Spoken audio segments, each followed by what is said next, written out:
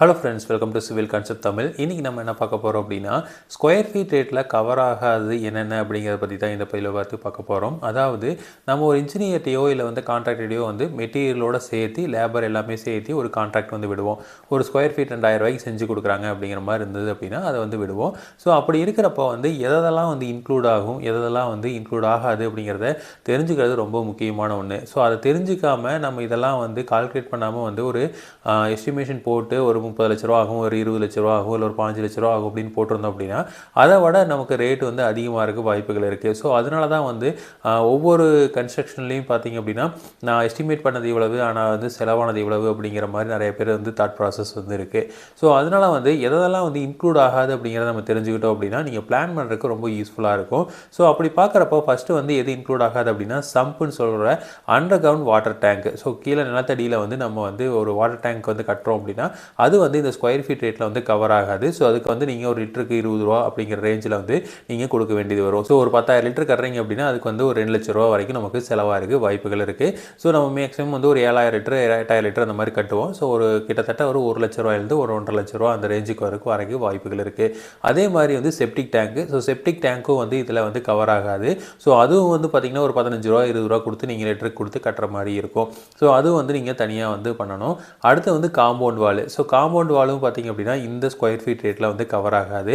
So அது ஒரு running ஃபீட்டுக்கு 200 ரூபா அப்படிங்கிற மாதிரி இருந்தது அப்படின்னா நீங்கள் எவ்வளோ ரன்னிங் ஃபீட் நம்ம காம்பவுண்ட் வால் கட்டுறோம் அப்படிங்கிறத பொறுத்து அது மாறுபடும். அடுத்து கேட்டு. ஸோ கேட்டும் அந்த இதில் கவர் ஆகாது. அடுத்து எக்ஸ்ட்ராவாக இருக்கிற பார்க்கிங் டைல்ஸு. ஸோ இப்போது நம்ம அந்த ஸ்கொயர் ஃபீட் ரேட்டுக்கு வெளியில் அந்த ஸ்கொயர் ஃபீட் நம்ம எடுத்திருப்போம், அந்த ஸ்கொயர் ஃபீட்டை விட்டு வெளியில் வர்றது அப்படின்னா அதெல்லாமே இதில் கவர் ஆகாது.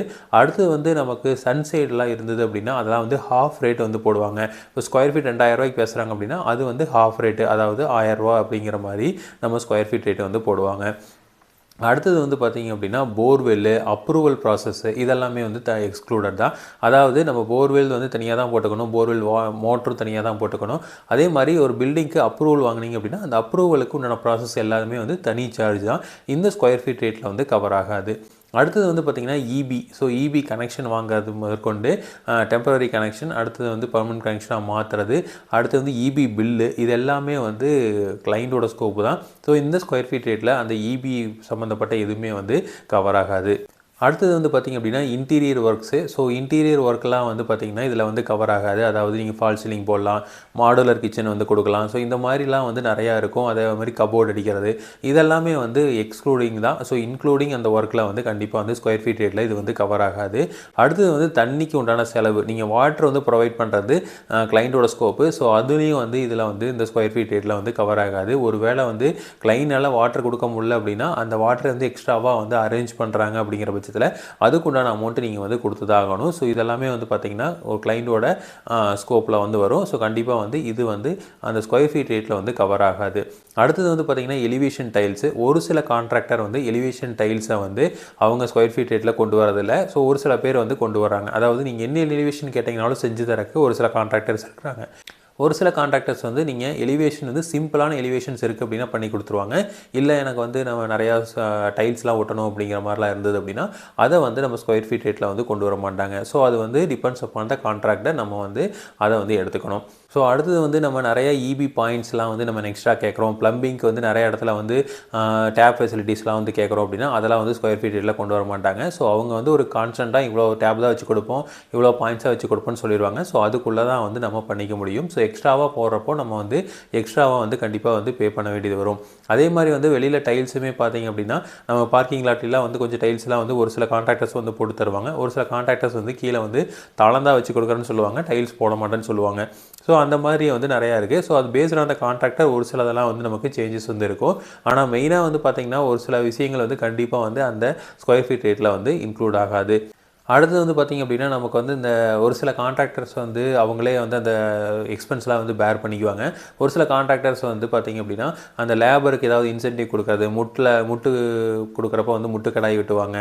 ஸோ அதுக்கப்புறம் ஏதாவது ஒரு நாள் சாப்பாடு போடுறது, அதுக்கப்புறம் காங்கிரீட் அப்போ சாப்பாடு போடுறது, இதெல்லாம் பார்த்திங்க அப்படின்னா கிளைண்ட் கொடுக்க வேண்டியது வரும். ஒரு சில கான்ட்ராக்டர்ஸ் அதெல்லாம் அவங்களே பண்ணிக்குவாங்க.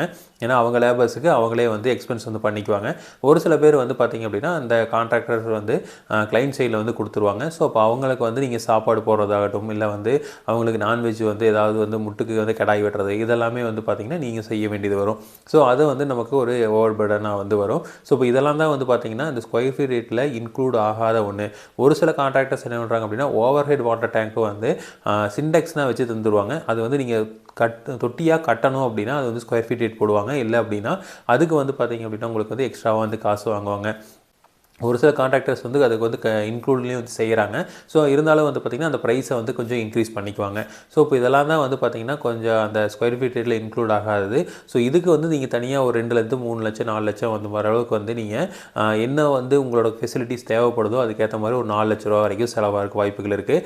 அப்போ அந்த ஸ்கொயர் ஃபீட் ரேட் வந்து ஒரு 1000 ஸ்கொயர் ஃபீட் கட்டுறீங்க அப்படின்னா 2,000 அப்படின்னா 20,00,000 ஆச்சு. ப்ளஸ் ஒரு 5,00,000 25,00,000 செலவாகும் நீங்கள் எஸ்டிமேட் பண்ணீங்க அப்படின்னா தான் நீங்கள் பண்ண எஸ்டிமேஷன்லேயே வந்து அந்த பில்டிங் வந்து முடியும். ஸோ இதை வந்து நீங்கள் ஞாபகம் வச்சுக்கோங்க. ஸோ இதே மாதிரி இன்ஃபர்மேஷன் உங்களுக்கு தொடர்ந்து வேணும் அப்படின்னு எங்கள் சேனலை சப்ஸ்கிரைப் பண்ணுங்கள். தேங்க்யூ.